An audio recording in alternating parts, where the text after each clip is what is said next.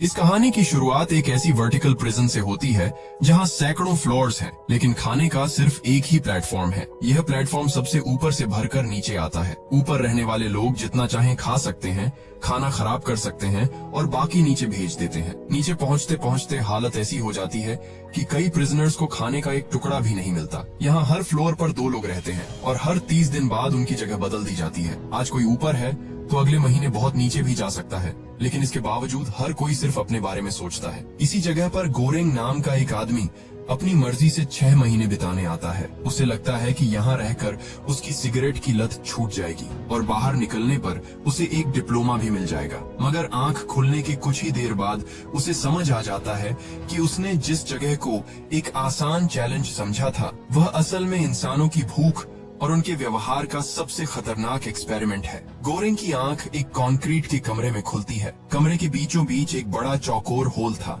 जो ऊपर और नीचे मौजूद सभी फ्लोर्स को जोड़ता था। सामने वाले बेड पर एक बूढ़ा आदमी बैठा था जिसका नाम ट्रिमगासी था। वह गोरेंग को बताता है कि वे इस समय लेवल 48 पर हैं। गोरेंग होल से नीचे झांकता है, मगर उसे सिर्फ एक के नीचे एक बने हुए कमरे दिखाई देते हैं। ऊपर भी वही स्ट्रक्चर था और नीचे भी। उसे समझ नहीं आता कि यहाँ खाना कैसे मिलता है, लोग बाहर कैसे जाते हैं और इस जगह के असली रूल्स क्या हैं। ट्रिमगासी ज्यादा कुछ समझाने के बजाय बार बार एक ही बात कहता है कि थोड़ी देर में सब कुछ खुद समझ आ जाएगा। कमरे में एक ग्रीन लाइट चलती है और ऊपर से खाने से भरा प्लेटफॉर्म तेजी से नीचे आता है। उस पर अलग अलग तरह की डिशेस, मीट, फ्रूट्स, डिजर्ट्स और ड्रिंक्स रखे थे, मगर ज्यादातर खाना बुरी तरह बिखरा हुआ था। साफ दिख रहा था कि ऊपर के फ्लोर्स पर रहने वाले लोग पहले ही इस पर टूट चुके हैं। प्लेटफॉर्म रुकते ही ट्रिमगासी बिना वक्त गंवाए खाना शुरू कर देता है। वह हाथ से चीजें उठाकर खाता है, लेफ्ट ओवर्स में से बेहतर हिस्सा ढूंढता है और जो मिल रहा था उसे जल्दी जल्दी अपने मुंह में भरता है। गोरेंग को यह सब देखकर घिन आती है। वह पूछता है कि क्या वे सच में दूसरे लोगों का झूठा खाना खाते हैं। ट्रिमगासी जवाब देता है कि यहाँ चॉइस जैसी कोई चीज नहीं है। प्लेटफॉर्म सिर्फ 2 मिनट रुकता है, इसलिए जो खाना है इसी समय खाना होगा। गोरेंग उस गंदे प्लेटफॉर्म से कुछ नहीं खाता, लेकिन उसे एक ठीक दिखने वाला सेब मिल जाता है। वह सोचता है कि इसे बाद में खा लेगा, इसलिए चुपके से अपनी पॉकेट में रख लेता है। 2 मिनट पूरे होते ही प्लेटफॉर्म नीचे चला जाता है। उसके जाते ही कमरे का टेम्परेचर तेजी से बढ़ने लगता है। कुछ ही सेकंड्स में गोरेंग को सांस लेने में मुश्किल होने लगती है। ट्रिमेगसी उसे बताता है कि प्लेटफॉर्म से कोई भी खाने की चीज अपने पास रखना मना है। जब तक वह सेब नीचे नहीं फेंकेगा, कमरा गर्म होता रहेगा और अंत में दोनों जलकर मर जाएंगे। गोरेंग तुरंत सेब होल में फेंक देता है। इसके बाद टेम्परेचर नॉर्मल हो जाता है। इस एक घटना से उसे समझ आ जाता है कि यहाँ रूल्स तो बहुत सख्त है। बातचीत के दौरान गोरेंग बताता है कि वह यहाँ वॉलंटरीली आया है। 6 महीने बाद उसे एक रिकॉग्नाइज्ड डिप्लोमा मिलने वाला है और वह अपनी स्मोकिंग हैबिट भी छोड़ना चाहता है। ट्रिमगासी यह सुनकर हंसने लगता है। वह पिछले कई महीनों से यहाँ था, लेकिन उसे किसी डिप्लोमा के बारे में नहीं बताया गया था। गोरेंग उससे पूछता है कि वह यहाँ क्यों आया। ट्रिमगासी बताता है कि उसने टेलीविजन पर सैमुराई प्लस नाम के चाकू का एडवर्टाइजमेंट देखा था। एडवर्टाइजमेंट में दावा किया गया था कि वह चाकू किसी भी चीज को काट सकता है। उसने चाकू मंगाया, लेकिन डिलीवरी के बाद उसे लगा कि प्रोडक्ट उतना खास नहीं है। गुस्से में उसने अपना टेलीविजन खिड़की से बाहर फेंक दिया और वह नीचे जा रहे एक आदमी के सिर पर गिर गया। उस आदमी की वहीं मौत हो गई। फैसिलिटी में आने से पहले हर प्रिजनर को एक चीज साथ लाने की इजाजत थी। गोरेंग अपने साथ डॉन किहोटे की किताब लाया था, जबकि ट्रिमगासी ने चाकू चुना। बूढ़े का चाकू पर जरूरत से ज्यादा भरोसा देखकर गोरेंग को बेचैनी होती है। ट्रिमगासी उसे बताता है कि हर 30 दिन बाद स्लीपिंग गैस दी जाती है और दोनों प्रिजनर्स को किसी रैंडम लेवल पर पहुंचा दिया जाता है। गोरेंग को लगता है कि प्रॉब्लम बहुत आसानी से सॉल्व हो सकती है। अगर हर फ्लोर पर रहने वाले दोनों लोग सिर्फ अपनी जरूरत का खाना खाए तो प्लेटफॉर्म नीचे तक पर्याप्त खाना पहुंचा सकता है। वह ऊपर वालों को आवाज लगाकर समझाने की कोशिश करता है, मगर कोई जवाब नहीं देता। नीचे वालों से बात करता है तो ट्रिमगासी उसे रोक देता है। उसका मानना था कि ऊपर वालों से बात करना बेकार है और नीचे वालों को सम्मान देने की जरूरत नहीं। गोरेंग को उसकी सोच पसंद नहीं आती, क्योंकि अगले महीने वे खुद किसी लोअर लेवल पर हो सकते थे। ट्रिमगासी को इससे कोई फर्क नहीं पड़ता। उसके लिए जिस महीने जो लेवल मिला वही सच था। कुछ दिन बाद होल से अचानक एक आदमी नीचे गिरता है और उनकी आंखों के सामने गायब हो जाता है। गोरेंग डर जाता है, लेकिन ट्रीमागसी सामान्य तरीके से खाना खाता रहता है। वह कहता है कि यहाँ लोग अक्सर ऊपर से कूदकर जान दे देते हैं। दिन गुजरने लगते हैं। भूख के कारण गोरेंग भी प्लेटफॉर्म से खाना शुरू कर देता है। शुरुआत में वह सिर्फ साफ दिखने वाली चीजें चुनता है, मगर धीरे धीरे उसे फर्क पड़ना बंद हो जाता है। वह उसी प्लेटफॉर्म पर बैठकर खाता है जिसे कुछ दिन पहले देखकर पीछे हट गया था। ट्रीमागासी से उसकी बातचीत बढ़ती है और दोनों के बीच एक अजीब सी दोस्ती बन जाती है।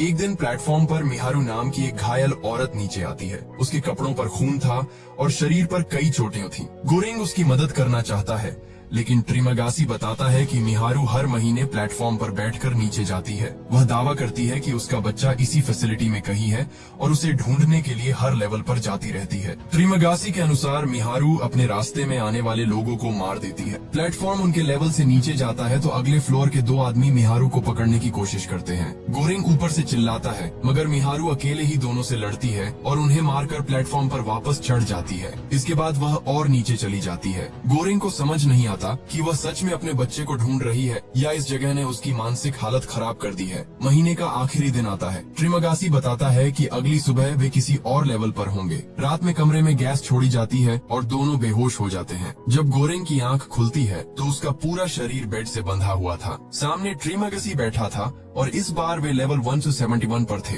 प्लेटफॉर्म आता है, मगर उस पर खाने की जगह सिर्फ खाली प्लेट्स, टूटे ग्लासेस और गंदगी बची थी। ट्रीमागासी ने गोरेंग को इसलिए बांधा था क्योंकि वह जवान और ताकतवर था। अगर दोनों भूख से कमजोर होते तो गोरेंग आसानी से उस पर हमला कर सकता था। ट्रीमागासी साफ कहता है कि वह गोरेंग को तुरंत नहीं मारेगा। वह कुछ दिनों तक इंतजार करेगा और जब भूख सहन नहीं होगी तब उसके शरीर से थोड़ा थोड़ा मांस काटेगा। अगर गोरेंग को एक ही बार में मार दिया गया तो बॉडी जल्दी खराब हो जाएगी। गोरेंग पहले इसे डराने की कोशिश समझता है, लेकिन दिन बीतने के साथ ट्रीमागासी का इरादा साफ हो जाता है। वह गोरेंग को पानी देता है ताकि वह ज्यादा समय तक जिंदा रहे। 8 दिन बाद बूढ़ा सैमुराई प्लस चाकू लेकर उसके पास आता है। गोरेंग खुद को छुड़ाने की पूरी कोशिश करता है, मगर रस्सियां बहुत टाइट थीं। ट्रीमागासी उसकी जांग से मांस काटना शुरू करता है। उसी समय प्लेटफॉर्म पर मिहारू नीचे आती है। वह गोरेंग की हालत देखते ही ट्रीमागासी पर हमला कर देती है। दोनों के बीच फाइट होती है और मिहारू चाकू से बूढ़े का गला काट देती है। वह गोरेंग के हाथ पैर खोलती है। आजाद होते ही गोरेंग गुस्से और दर्द में ट्रीमागासी पर टूट पड़ता है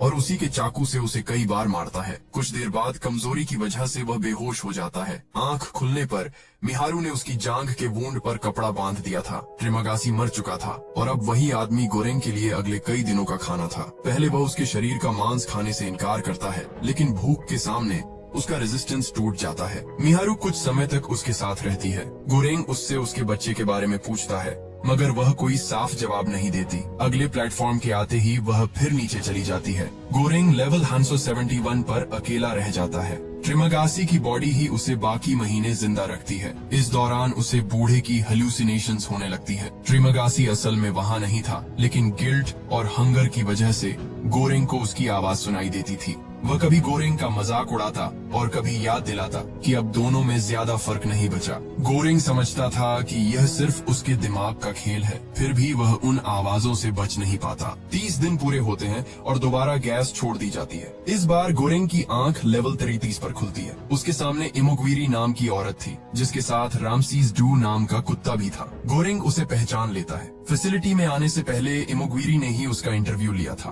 वह कई वर्षों तक एडमिनिस्ट्रेशन के लिए काम कर चुकी थी और लोगों को इस जगह भेजती रही थी। अब वह अपनी मर्जी से अंदर आई थी, क्योंकि उसे विश्वास था कि प्रिजनर्स आपस में कोऑपरेशन करके सिस्टम को बेहतर बना सकते हैं। प्लेटफॉर्म आने पर गोरेंग पहले की तरह खाना शुरू कर देता है, जबकि इमोग्वीरी सावधानी से 2 प्लेट्स तैयार करती है। प्लेटफॉर्म नीचे जाने लगता है तो वह अगले फ्लोर के लोगों को बताती है कि उनके लिए खाना अलग रखा है। नीचे वाले उसकी बात सुनने के बजाय उसे गालियां देते हैं और मनमर्जी से खाना उठाने लगते हैं। यह प्रोसेस रोज दोहराया जाता है, लेकिन कोई उसकी बात गंभीरता से नहीं लेता। गोरेंग पहले चुप रहता है, क्योंकि उसे पता था कि सिर्फ रिक्वेस्ट करने से यहाँ कुछ नहीं बदलता। कई दिन बाद उसका पेशेंस खत्म हो जाता है। वह नीचे वालों को धमकी देता है कि अगर उन्होंने तय हिस्सा छोड़कर बाकी खाना छुआ तो वह अगले दिन उनके हिस्से को गंदा कर देगा। ये सुनते ही वे मान जाते हैं। इमोग्वायरी को गोरेंग का तरीका पसंद नहीं आता। वह मानती थी कि बदलाव मजबूरी से नहीं, समझदारी से आना चाहिए। गोरेंग जवाब देता है कि ऊपर वालों से बात करके कुछ नहीं बदल सकता।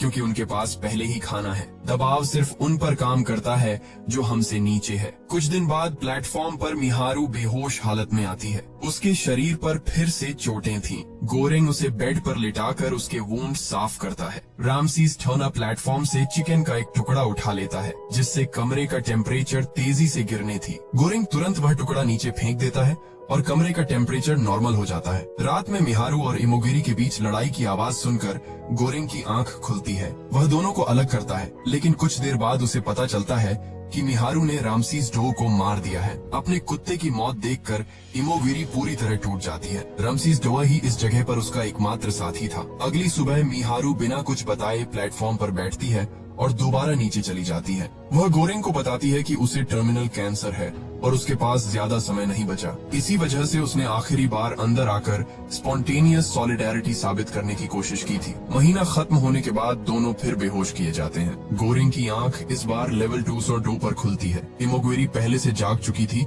और उसने खुद को फांसी लगा ली थी। गोरेंग कई दिनों तक उसकी बॉडी को हाथ नहीं लगाता। वह किताब के पेजेस फाड़कर चबाता है, पानी पीता है और दिन गिनता रहता है। हंगर बढ़ने पर उसे ट्रीमगसी और इमोगिरी दोनों की हेलुसिनेशंस होने लगती हैं। आखिर भूख उसकी ताकत तोड़ देती है। वह इमोगिरी की बॉडी खाकर बाकी दिन काटता है। अगली बार उसकी आंख लेवल 6 पर खुलती है। उसका नया रूममेट बहरात था, जो अपने साथ एक लंबी रोप लाया था। बहरात का प्लान रोप के सहारे ऊपर के लेवल्स तक चढ़ते हुए फैसिलिटी से बाहर निकलना था। वह ऊपर रहने वाले एक आदमी और औरत से मदद मांगता है। दोनों पहले उसे रोप पकड़ाकर ऊपर खींचने के लिए तैयार हो जाते हैं, लेकिन बीच रास्ते में उसका अपमान करते हैं और रोप छोड़ देते हैं। बहरात होल में गिरने वाला था, तभी गोरेंग उसे पकड़कर वापस कमरे में खींच लेता है। बहरात का प्लान खत्म हो जाता है और वह पूरी तरह टूट जाता है। रात में गोरेंग को फिर ट्रीमगासी और इमोगिरी की हेलुसिनेशंस दिखाई देती है। इसी रात गोरेंग एक प्लान बनाता है। वह बहरात से कहता है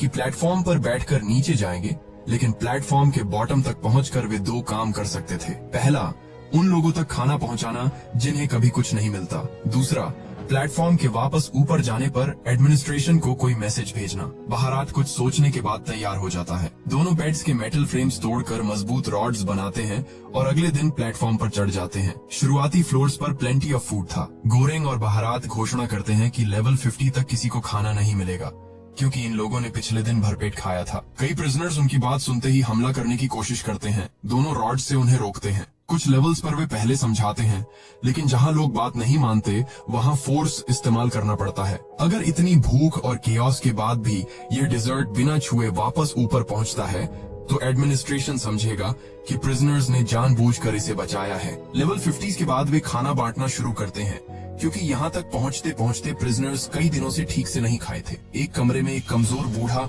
और जवान आदमी मिलता है। जवान आदमी खाना लेते हुए कहता है कि बूढ़ा वैसे भी मर जाएगा, इसीलिए बाद में उसके पेट से भी खाना निकाल लेगा। गोरेंग और बहरात को समझ आता है कि स्टारवेशन ने सिर्फ बॉडीज नहीं, लोगों की सोच भी बदल दी थी। जितना नीचे जाते हैं, सीन्स उतने खराब होते जाते हैं। कई रूम्स खाली थे क्योंकि दोनों प्रिजनर्स मर चुके थे। कुछ लोगों ने सुसाइड कर लिया था। कहीं एक प्रिजनर अपने रूममेट की बॉडी खा रहा था। गोरेंग हर लेवल पर खुद का कोई पुराना रूप देखता है। ऊपर के लेवल्स पर वह वही सेल्फिशनेस देखता है जो ट्रीमगासी में थी। नीचे उसे अपनी वह हालत याद आती है जब सर्वाइवल के लिए उसने दूसरों का फ्लैश खाया था। इस बार उसके पास फूड था, इसलिए वह खुद को बाकी लोगों से बेहतर नहीं मान सकता था। फर्क सिर्फ इतना था कि फिलहाल उसका लेवल और सिचुएशन अलग थी। एक लोअर लेवल पर उन्हें मिहारू दिखाई देती है। दो प्रिजनर्स ने उसे पकड़ रखा था और उस पर हमला कर रहे थे। गोरेंग और बहरात प्लेटफॉर्म से उतरकर उसकी मदद करते हैं। फाइट बहुत वायलेंट हो जाती है। एक आदमी बहरात के पेट पर ब्लेड से गहरा कट लगा देता है। बहरात दर्द के बावजूद उससे लड़ता है और उसे मार देता है। गोरेंग दूसरे आदमी के साथ उलझा था। बहरात उसे भी रोकता है, मगर तब तक मिहारू की मौत हो चुकी थी। गोरेंग कुछ पल उसके पास बैठता है। वह इतने महीनों से जिस बच्चे को ढूंढ रही थी, शायद उसके बारे में सच कभी पता नहीं चलेगा। प्लेटफॉर्म नीचे जाने वाला था, इसलिए दोनों को मजबूर होकर वापस उस पर चढ़ना पड़ता है। बहरात का वुंड लगातार ब्लीड कर रहा था, फिर भी दोनों पना कोटा को बचाकर नीचे ले जाते हैं। अब प्लेटफॉर्म पर बहुत कम फूड बचा था। वे जो कुछ था जरूरत के हिसाब से बांटते रहे। आखिर प्लेटफॉर्म लेवल 333 पर रुकता है। उन्हें लगता था कि शायद यह रूम भी खाली होगा, लेकिन बेड के नीचे एक छोटी बच्ची छिपी थी। गोरेंग उसे देखकर रुक जाता है। एडमिनिस्ट्रेशन का दावा था कि यहाँ कोई बच्चा हो ही नहीं सकता, फिर भी वह उनकी आंखों के सामने थी। उसे तुरंत मिहारू की याद आती है। कहानी ये कंफर्म नहीं करती कि बच्ची सच में मिहारू की बेटी थी, लेकिन गोरेंग को लगता है कि शायद मिहारू इसी को ढूंढती हुई हर महीने नीचे आती थी। बच्ची बहुत कमजोर और भूखी थी। उसकी नजर पन्ना कोट्टा पर टिक जाती है। बहारात पहले मना करता है क्योंकि यही वह मैसेज था जिसे वे इतनी मुश्किल से बचाकर लाए थे। गोरेंग कहता है कि अगर इस बच्ची को खाना नहीं दिया तो उनके पूरे मिशन का कोई मतलब नहीं रहेगा। दोनों पना कोट्टा उसके सामने रख देते हैं और वह धीरे धीरे पूरी डिश खा लेती है। प्लेटफॉर्म नीचे चला जाता है, जबकि गोरेंग, बहारत और बच्ची लेवल 333 पर रह जाते हैं। रात में बहारत की हालत बिगड़ती जाती है। गोरेंग को कुछ समय बाद उसकी भी हेलुसिनेशन दिखाई देती है। जब वह होश में आता है तो बहारत मर चुका था। त्रिमागसी, इमोगिरी और बहारत की आवाजें अब उसके दिमाग में एक ही बात दोहराती है कि पना कोटा मैसेज नहीं थी, असली मैसेज ये बच्ची है। एडमिनिस्ट्रेशन ने कहा था कि कोई माइनर अंदर नहीं आ सकता। अगर बच्ची प्लेटफॉर्म के साथ ऊपर पहुंचेगी तो सिस्टम के पास उसे इग्नोर करने का कोई आसान तरीका नहीं होगा। अगले दिन प्लेटफॉर्म वापस आता है। गोरेंग बच्ची को लेकर उस पर बैठ जाता है। प्लेटफॉर्म लेवल 333 से भी नीचे अंधेरे में उतरता रहता है और आखिर उस जगह पहुंचता है जहां से उसे ऊपर लौटना था। गोरेंग को ट्रीमागसी की हेलुसिनेशन फिर दिखाई देती है। वह उसे बताता है कि मैसेंजर को किसी गाइड की जरूरत नहीं होती। गोरेंग समझ जाता है कि उसका काम बच्ची को यहाँ तक लाना था। वह प्लेटफॉर्म से उतर जाता है और बच्ची को अकेले ऊपर भेज देता है। प्लेटफॉर्म तेज रफ्तार से ऊपर चला जाता है। गोरेंग अंधेरे में ट्रीमागसी की कल्पना के साथ पीछे रह जाता है। मूवी ये नहीं दिखाती कि बच्ची एडमिनिस्ट्रेशन तक पहुंची या उसके बाद क्या हुआ। यही अनसर्टेनिटी एंडिंग को और ज्यादा प्रभावशाली बनाती है। द प्लेटफॉर्म की कहानी सिर्फ एक प्रिजन की कहानी नहीं है। यहाँ मौजूद खाना सोसाइटी के रिसोर्सेज को रिप्रेजेंट करता है। क्वांटिटी सभी के लिए काफी है, लेकिन ऊपर के लोग जरूरत से ज्यादा लेते हैं, इसलिए नीचे वालों तक कुछ नहीं पहुंचता। सबसे बड़ी बात यह है कि लेवल्स परमानेंट नहीं है। जो आदमी आज नीचे भूखा है वह अगले महीने ऊपर पहुंच सकता है। इसके बावजूद ऊपर आते ही ज्यादातर लोग वही बिहेवियर दोहराते हैं जो उनके साथ पहले किया गया था। मूवी दिखाती है कि इनइक्वालिटी सिर्फ रिसोर्सेज की कमी से नहीं बनती, बल्कि उनके गलत डिस्ट्रीब्यूशन, सेल्फिशनेस और ऐसे सिस्टम से बनती है जो लोगों को एक दूसरे के खिलाफ खड़ा कर देता है। गोरेंग शुरू में समझाने की कोशिश करता है, बाद में फोर्स इस्तेमाल करता है और आखिर में एक बच्ची को मैसेज बनाकर ऊपर भेजता है। लेकिन एंडिंग कोई आसान सोल्यूशन नहीं देती। वह सिर्फ यह सवाल छोड़ती है कि क्या सिस्टम सच देखकर बदलेगा या ऊपर बैठे लोग इस मैसेज को भी इग्नोर कर देंगे।